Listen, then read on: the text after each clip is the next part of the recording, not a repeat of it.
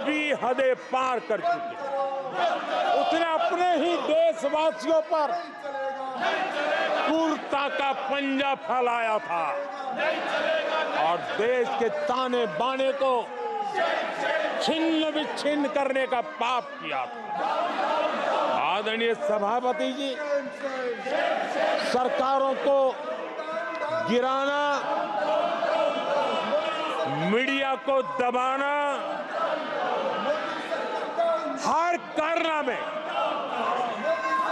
संविधान की भावना के खिलाफ, संविधान की धाराओं के खिलाफ, संविधान के एक एक शब्द के खिलाफ थे। ये वो लोग हैं जिन्होंने प्रारंभ से देश के दलितों के साथ, देश के पिछड़ों के साथ घोर अन्याय किया है।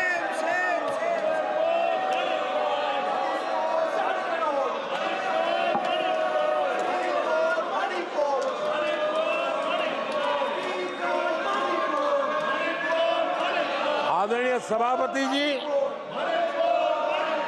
और इसी कारण से बाबा साहब आम्बेडकर ने कांग्रेस की दलित विरोधी, पिछड़े विरोधी मानसिकता के कारण नेहरू जी की कैबिनेट से इस्तीफा दिया था।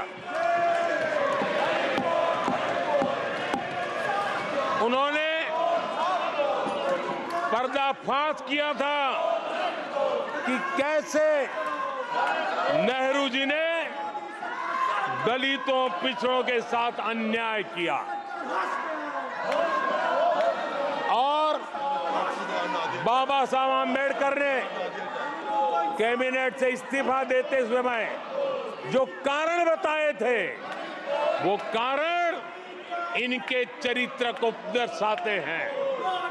बाबा साहब आम्बेडकर जी ने कहा था, मैं सरकार द्वारा अनुसूचित जातियों की उपेक्षा पर अपने अंदर उत्पन्न आक्रोश को रोक नहीं सका। ये बाबा साहब आम्बेडकर के शब्द हैं। अनुसूचित जातियों की उपेक्षा, इसने बाबा साहब आम्बेडकर को आक्रोशित कर दिया। बाबा साहब के सीधे हमले के बाद नेहरू जी ने बाबा साहब आम्बेडकर का राजनीतिक जीवन खत्म करने के लिए पूरी ताकत लगा दी। आदरणीय सभापति जी, पहले षड्यंत्र पूर्वक बाबा साहब आम्बेडकर को चुनाव में हरवाया गया। आदरणीय सभापति जी, हराया इतना ही नहीं, उन्होंने बाबा साहब आम्बेडकर के इस पराजय की, उसका जश्न मनाया, खुशी मनाई और खुशी उन्होंने व्यक्त की। आदरणीय सभापति जी, एक पत्र में ये लिखित है इस खुशी का। आदरणीय सभापति जी, बाबा साहब की तरह ही दलित नेता बाबू जगजीवन राम जी को भी उनका हक नहीं दिया गया। इमरजेंसी के बाद जगजीवन राम जी का पीएम बनने की संभावना थी। इंदिरा गांधी जी ने पक्का किया कि जगजीवन राम जी किसी भी हालत में पीएम न बने, और एक किताब में लिखा गया है कि किसी भी कीमत पर जगजीवन राम प्रधानमंत्री नहीं बनने चाहिए। अगर बन गए तो वो हटेंगे नहीं जिंदगी पर। ये इंदिरा जी गांधी का कोट उस किताब में है। कांग्रेस ने चौधरी चरण सिंह जी के साथ भी यही व्यवहार किया, उनको भी नहीं छोड़ा था।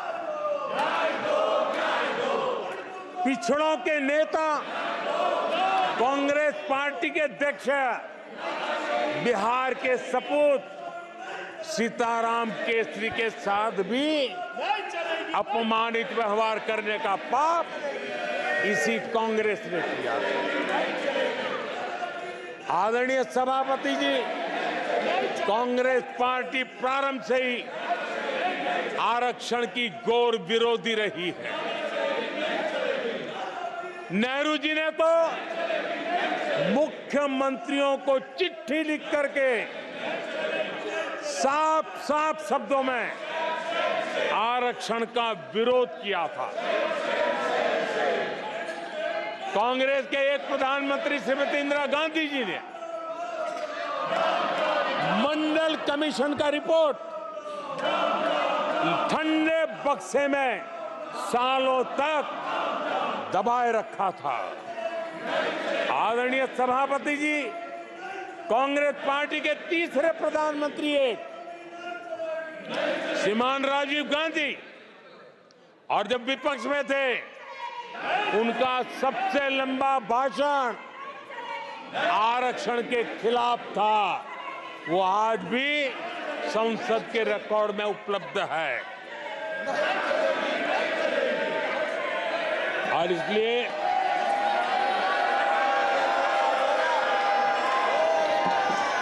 आदरणीय सभापति जी,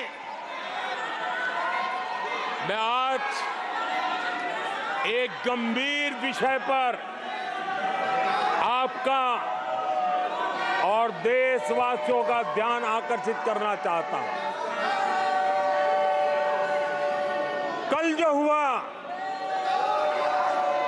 इस देश के कोटि कोटि देशवासी आने वाली सदियों तक माफ नहीं करेंगे।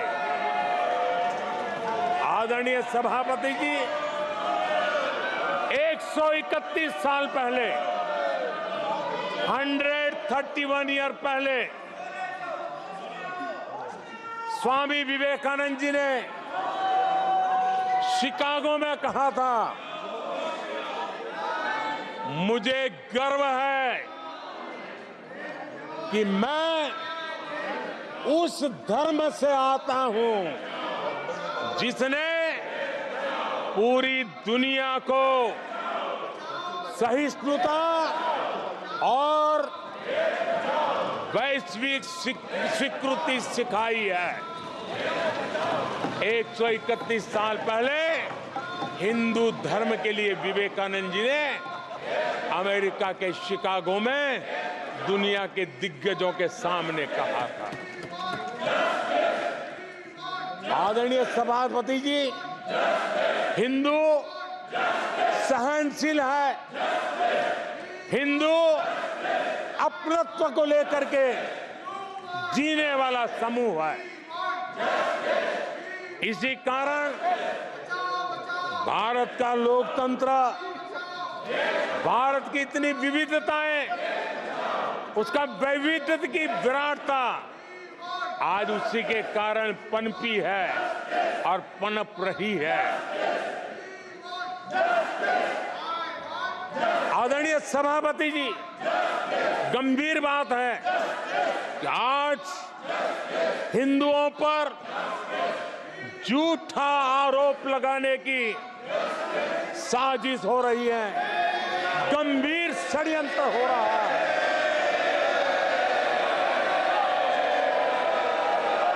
आदरणीय सभापति जी,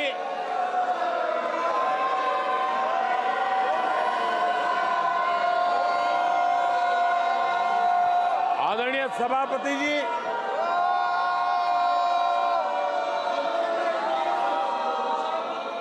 ये कहा गया हिंदू हिंसक होते हैं? ये है आपके संस्कार, ये है आपका चरित्र, ये है आपकी सोच, ये है आपकी नफरत, इस देश के हिंदुओं के साथ ये करने में आदरणीय सभापति जी, ये देश शताब्दियों तक इसे भूलने वाला नहीं है।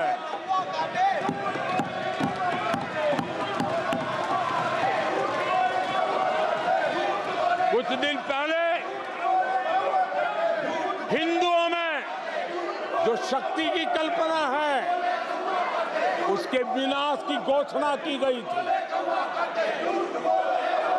आप किस शक्ति की विनाश की बात करते हैं? ये देश सदियों से शक्ति का उपासक है। ये मेरा बंगाल मां दुर्गा की पूजा करता है, शक्ति की उपासना करता है। ये बंगाल मां काली की उपासना करता है, समर्पित भाव से करता है। आप उस शक्ति के विनाश की बातें करते हो। ये वो लोग हैं जिन्होंने हिंदू आतंकवाद ये शब्द गढ़ने की कोशिश की थी।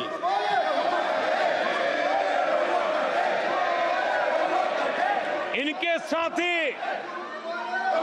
हिंदू धर्म को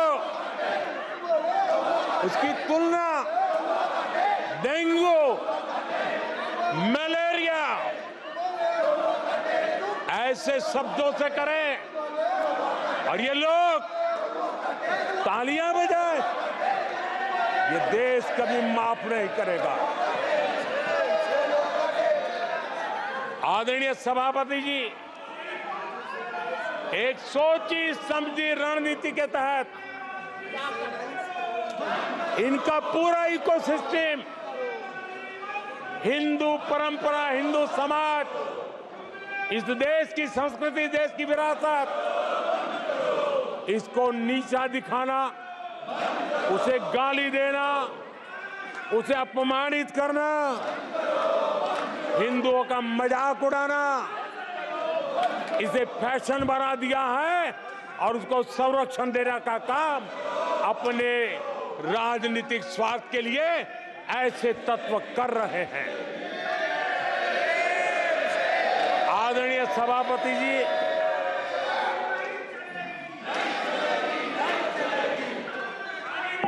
माननीय सदस्य प्लीज। आदरणीय सभापति जी, हम बचपन से सीखते हुए आए हैं, गांव का हो, शहर का हो, गरीब हो, अमीर हो, इस देश का हर बच्चा ये जानता है, ईश्वर का हर रूप, आदरणीय सभापति जी, ईश्वर का हर रूप दर्शन के लिए होता है। ईश्वर का कोई भी रूप निजी स्वार्थ के लिए, प्रदर्शन के लिए नहीं होता है। जिसके दर्शन होते हैं उसके प्रदर्शन नहीं होते हैं। आदरणीय सभापति जी, हमारे देवी देवताओं का अपमान 140 करोड़ देशवासियों के दिलों को गहरी चोट पहुंचा रहा है।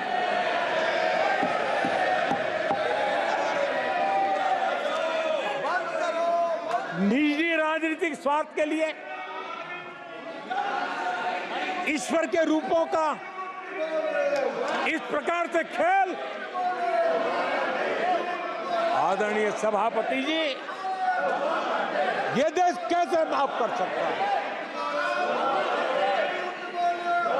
आदरणीय सभापति जी, सदन के कल के दृश्यों को देख करके अब हिंदू समाज को भी सोचना होगा,